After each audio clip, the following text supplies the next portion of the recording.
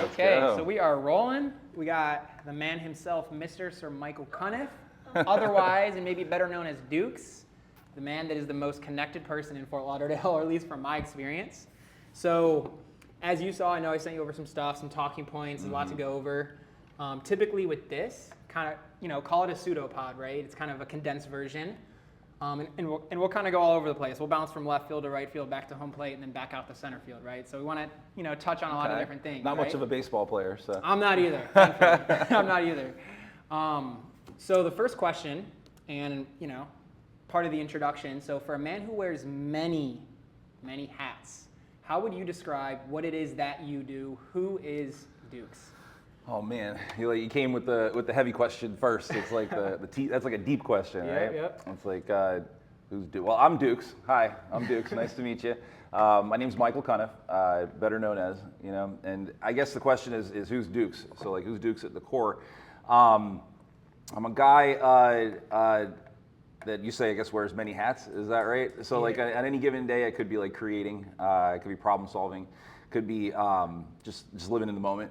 Whatever the moment calls for, whatever the hat calls for, that's what I'm doing that day. I don't want to be known as someone who's like one-dimensional, so I think it's important to always be out there, always learning, being creative, curious, and I think at the end of the day, I don't know if I necessarily know like what that is or what Dukes is, because I'm just me, and I think a lot of people every day are like constantly creating and trying to find themselves. And I don't think I'm any different, For sure. So where does that mentality come from? I look at people like, for example, The Rock or Shaquille O'Neal, someone who's able to, build their foundation or build themselves in one lane, but then get to a point where they just diversify. I mean, look at Shaquille O'Neal. He's an EDM, DJ now. Well, I appreciate that. I think there's a lot of it was a lot of comparisons there. That who do we name? We named Shaq. We named a couple. The Rock. Just, I appreciate people that. who do a lot of different things. Right? Yeah, it's cool. It's important to diversify.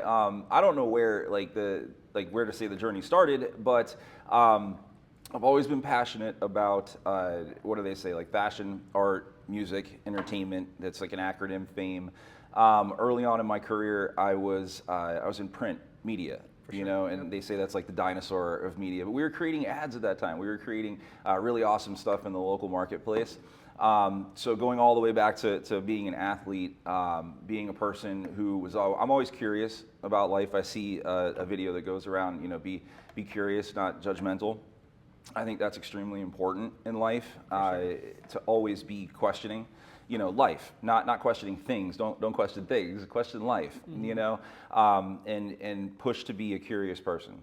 So I think that's where it all started back at with athletics. And bringing it to where it is today is just always a drive and a passion and a yearning to learn more about people, to meet more people, understand how people enjoy their lives. What's important to them. I am a person that talks a lot, but I think it's important to listen to others. So I think that's when you take all of those life experiences and the things that I've done and where I've been, it's always incredible to try to connect the dots. Oftentimes when I see people out in the marketplace, we've been connected for so long or do so many different things that we can oftentimes forget or blur the lines on how we initially met.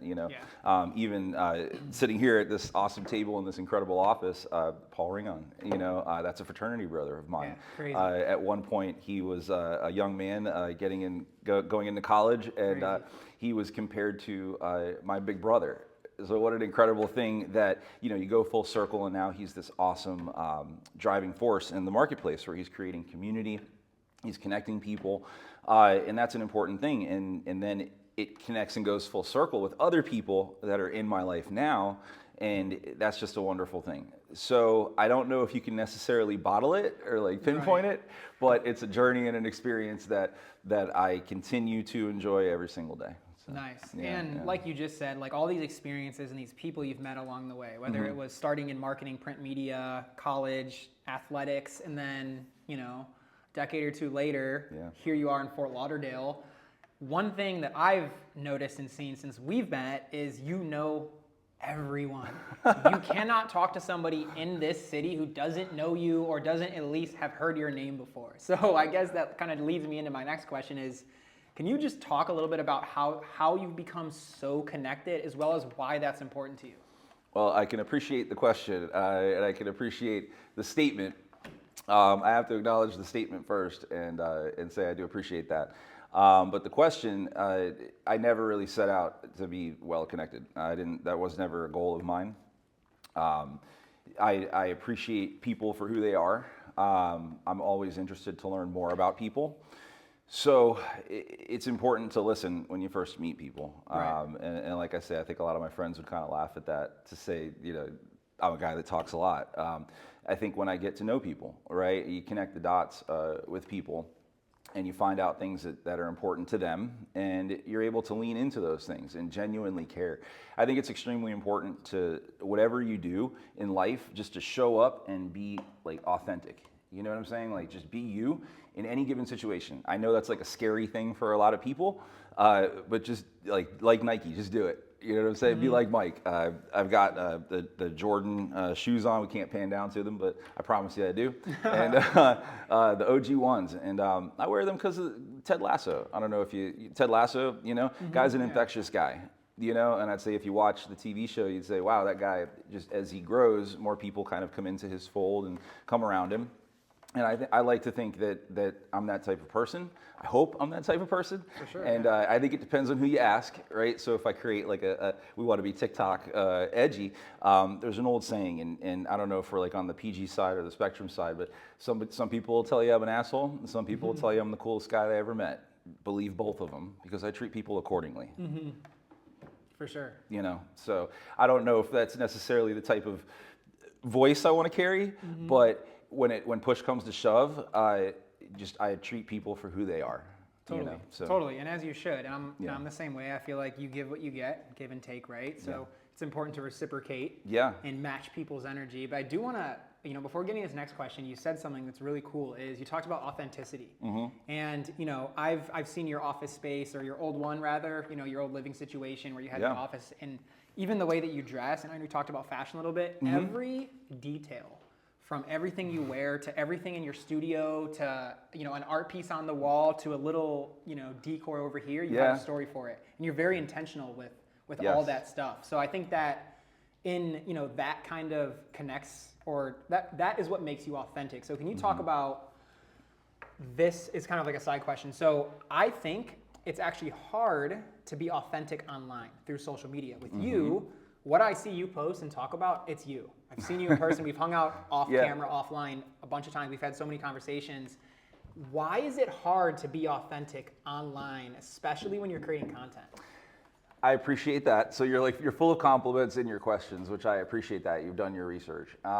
Most people don't see that side of my life. So I do appreciate you sharing that, because there is a lot of creativity that you don't see. And I think when people see the front side of what I do for a living, it's hard to connect the dots to the back side of what I do in my life and lifestyle.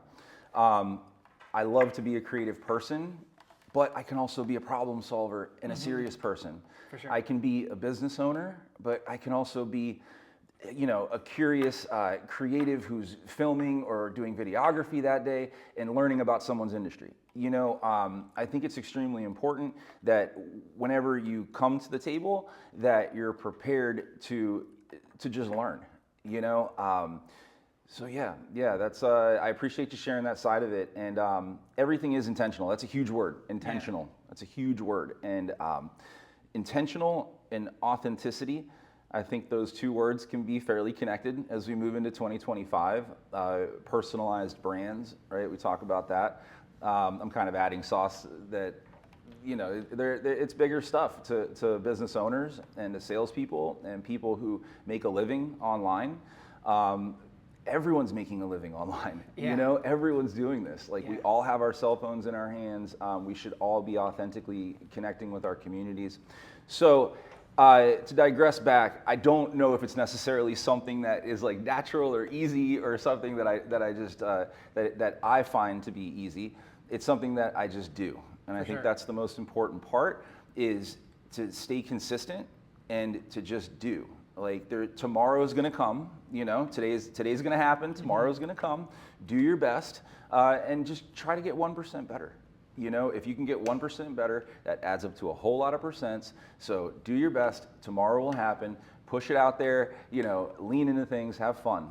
For sure. That's it. I said a bunch of cliche stuff, but hopefully you can connect the dots into how important that is. Yeah, I mean, it's great stuff. And I think one thing I want to touch on that you said is, you know, some people know you in one way or they perceive you one way, but they don't know maybe why or how they do because of a lot of the back end stuff. And specifically, when we first met in person, I know we've exchanged messages, but when we first met in person and we grabbed coffee, this is however long ago, I remember leaving our conversation and Nicole, who was just here, she just left. She was like, "Oh, how was it? Like, you know, like what does he do? What'd you talk about?" And I said, I don't even know. Like you do so much. I don't even know what this that sometimes guy does. I'm like, I don't even really know how to put him in a box because you That's can't, fair. which I think is awesome. But one thing I actually want to talk a little bit about is something that inspires me is the super agency. Something that you've spent so much time building and curating, and you've been recognized by the city of Fort Lauderdale on multiple occasions. So can you kind of walk us through the inception of it and then maybe fill us into where it's at today? Oh gosh. Well, again, you're like full of compliments, so I appreciate that. And the coffee's working, so I hope I don't get too deep into any stories or anything like that. You want to get deep. Ultimately, at the end of the day, I think that's one of the things.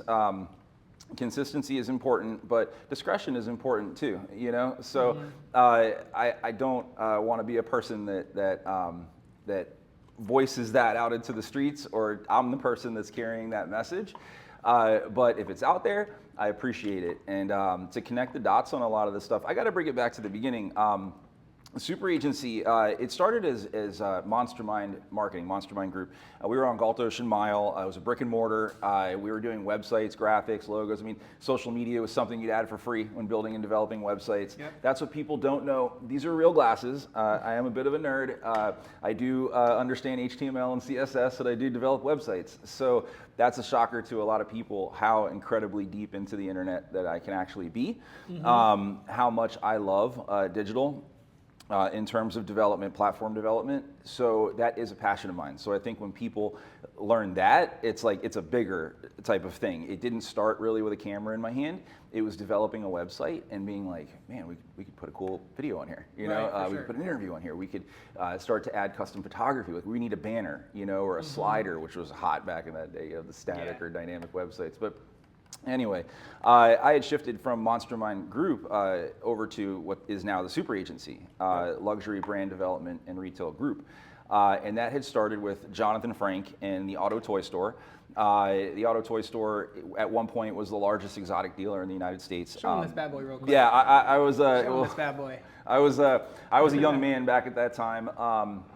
This will be story time, so you'll probably edit this down. But I was a young man back at that time, and I had met Jonathan Frank, and he was the vice president of the Auto Toy Store. And it was called Anthony Holdings Group. So they were the Aqua, the Auto, the Aero. And I mean, to this day, a lot of these businesses still exist. Right. But Jonathan Frank was the vice president. He's around my age now, and he's now the owner of this brand overall. He's very well known. It's a world famous brand. It was the largest exotic dealers in the United States at one point. And I was just fortunate to be his friend. I had met him when I had first come out of college. I was able to just become fast friends with Jonathan. At this point, I consider him like a brother, you know. And when people connect that, they really see a bigger story, and they understand how much I care about people and their brands. And I mean, this if you want to talk personal brands, this encompasses Jonathan Frank, the Auto Toy Store. So. I was trusted with his brand early on. It's called the New Auto Toy Store back in like the 1990s, so it's been new for a very long time. It's been around that long. Yeah, very long Holy time. cow. So again, it was the largest exotic dealer in the United States at one point. Had over 300 supercars on their lot. It was on Sunrise Boulevard, so there's footage out there that people can find. You can comment. Like this is like great TikTok fodder. Is like find videos from back at that time, like Mischief TV. I think you can find them. You'll see the Auto Toy Store like in its heyday.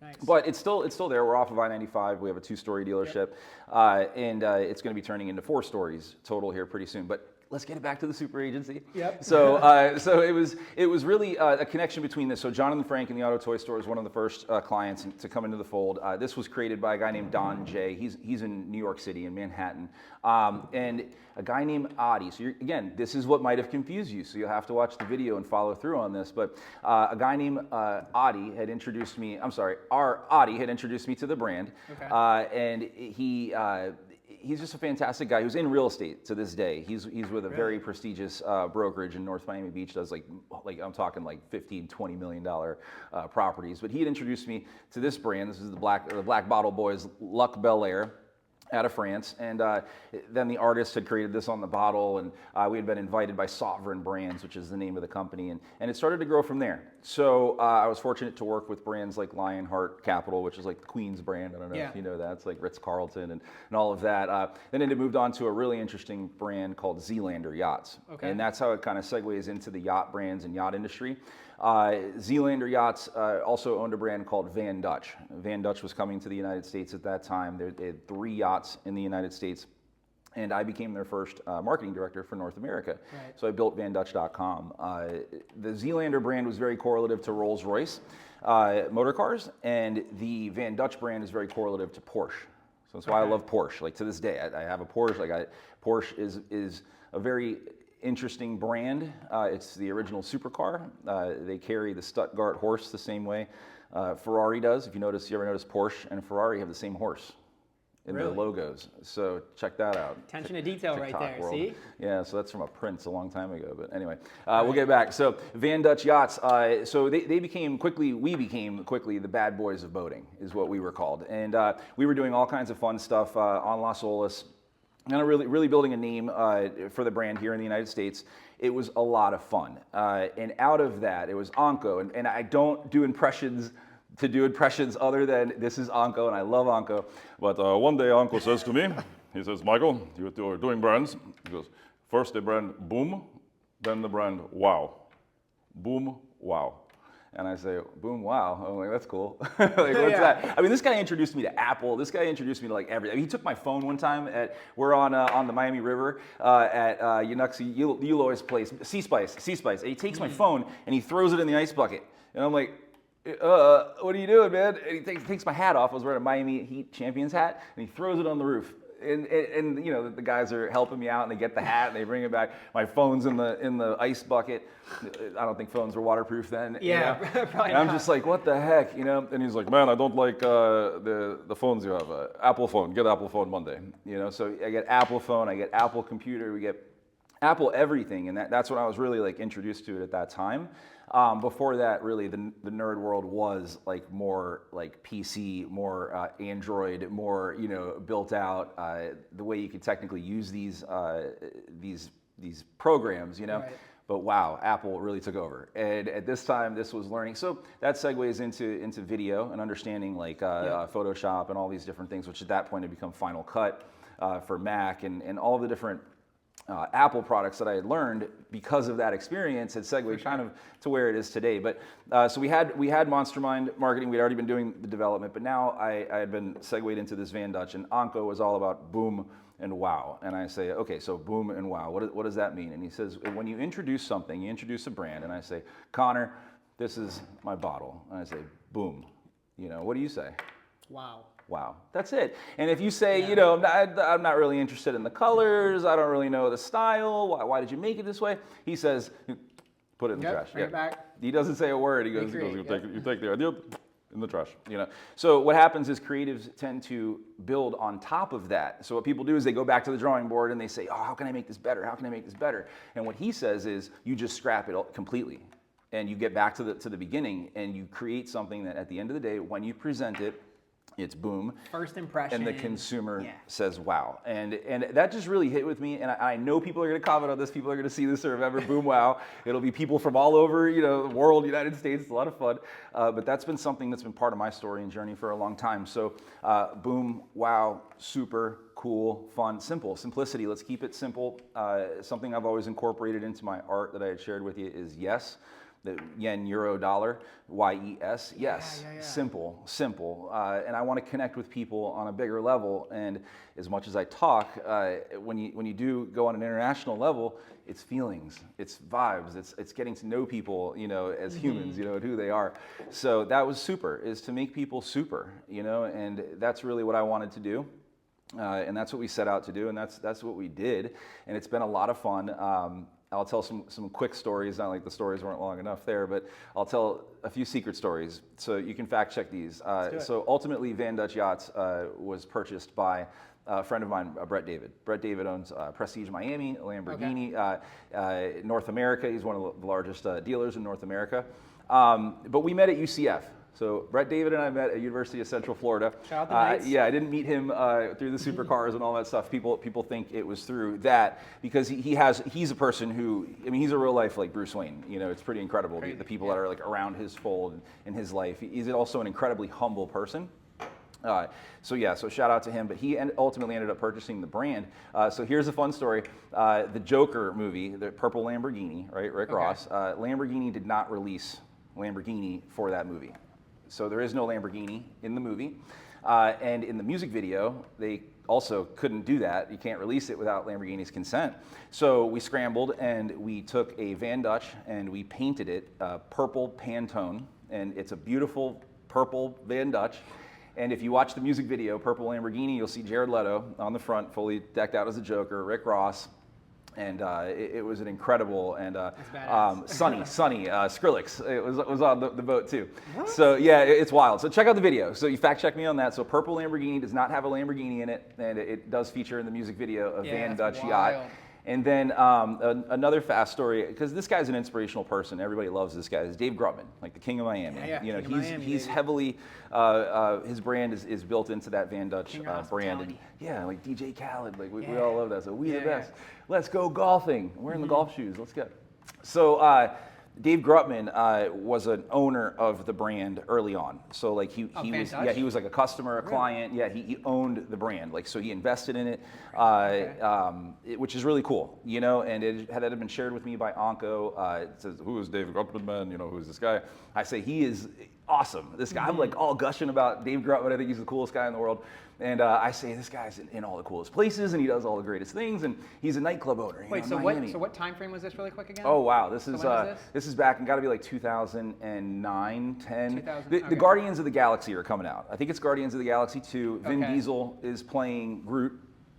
Right? So Vin Diesel's playing Groot. So Dave Grutman has his yacht and it needs to come in for service. It's a 40-foot and Anko's asking me about Dave and I said, this dude is awesome. There's emails going back and forth with Dave and Brett and they're loving up the brand. At that time, some other brands had kind of ruled the world. Midnight Express, which still does, awesome offshore racing. No, not offshore racing boats. They're like fast center consoles. They get you out quick. Sorry, AJ. But they get you out quick. Really cool boats. But they had kind of ruled the world at that time, and cigarette and stuff like that. For sure. So Dave Grutman sent his boat in for service. His Van Dutch yacht. I'm sorry, his day yacht. It's not really a boat. I wouldn't call it a boat. Right. He sends it in, and they say, well, should we take care of the guy? 100%. You take care of this guy. They send back a 55-foot Van Dutch. 55-foot Van Dutch, and they're doing the Guardians of the Galaxy. So on the back, they put Groot, Groot. Oh yeah. Groot, right? And that's for Vin Diesel. Yeah. And you can find those photos. They do the release party.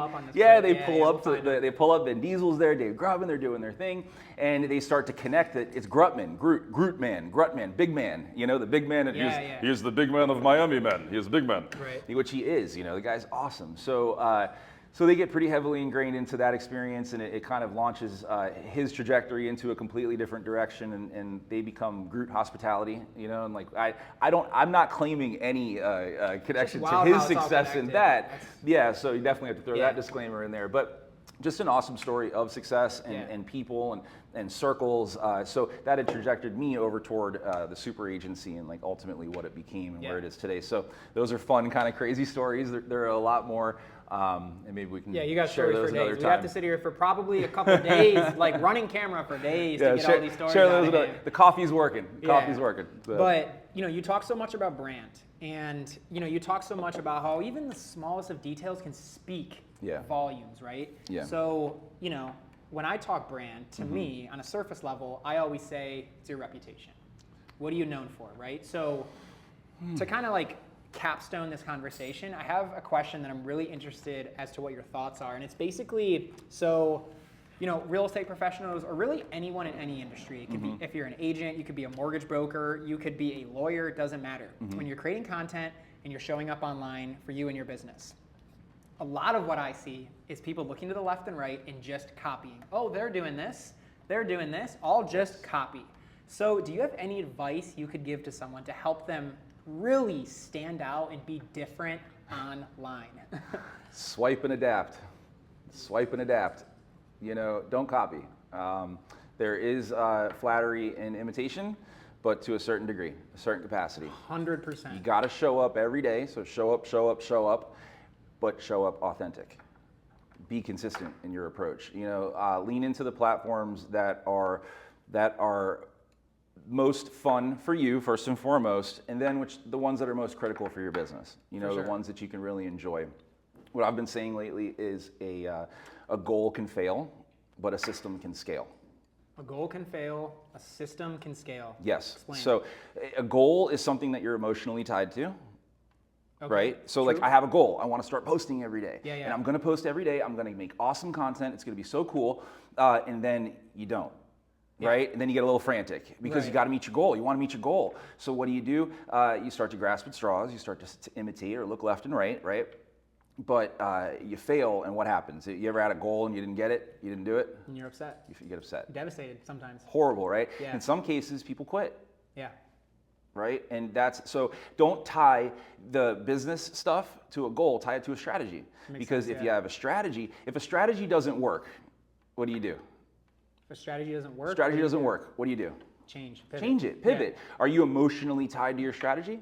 No. Shouldn't be. Yeah, you right? shouldn't be. You can be like to a certain capacity because it's you, it represents you, but a strategy is almost like a recipe or like a theorem or something like that. It has to be logical. That's it. If a recipe doesn't taste good, am I like, oh, this was, you might to a certain capacity feel that way, but you go back, you change the recipe. Change some variables. Yeah, so a goal can fail, but a system can scale.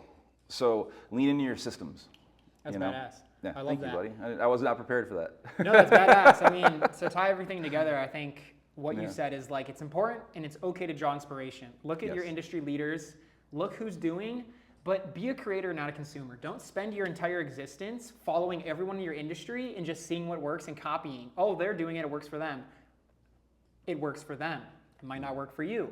So it's important to be authentic and to really stand out and be different when you're posting content online. And that is how you'll get on the path to truly building your brand, in my opinion. That's it. Well, thank you for having me, buddy. I really appreciate this. I think one of the last things I could leave people with is if you're a professional, find other professionals to work with. Find people that are in a space that you want to be in and learn from them, grow from them.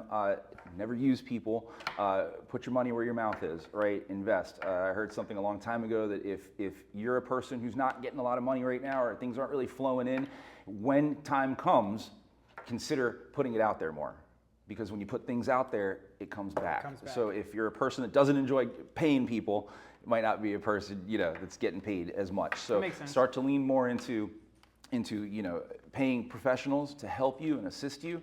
And I think you can scale your systems, astronomically. People like you, so have people get on the phone with you. It's worth a phone call. It's worth investigating. I know you can hook people up. So thank you so much.